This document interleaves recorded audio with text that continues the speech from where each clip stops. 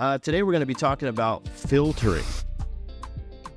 What to do to avoid the concept of filtering in your writing. It's a quick 2-minute instructional video on the importance of avoiding filtering in your writing. So as an author, you're probably familiar with the concept of showing rather than telling. Everybody says this, right? So in your writing, however, sometimes you might have the habit, I know I've done this on occasion, of using descriptive language and showing your readers what's happening. Sometimes through filters, which is the action of using unnecessary words like saw, watched, knew, noticed, and heard.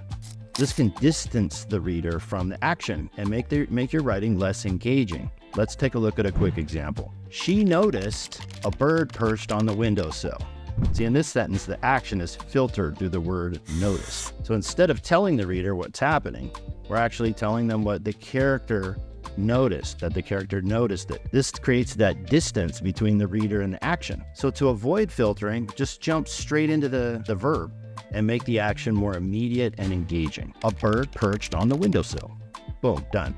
So by jumping straight to that verb, we've eliminated the filter and made the sentence more direct and engaging. Take a look at a second example. He watched as the sun slowly rose over the horizon. In this sentence, the action is filtered through the word watched. It creates that distance. Instead of telling the reader what's happening, we're telling him that the character watched it. So this can create that distance between the reader and the action. So to avoid filtering, just jump straight to that verb and make the action more immediate and engaging, like this. The sun slowly rose over the horizon. So by jumping straight to the verb, we've eliminated the filter and made the sentence more direct and engaging. Try to avoid filtering when you can, which will make your writing more immediate, engaging, and immersive. The next time you're writing, take a moment to review your work and eliminate any unnecessary filtering words. This will help make your writing more impactful. Good luck.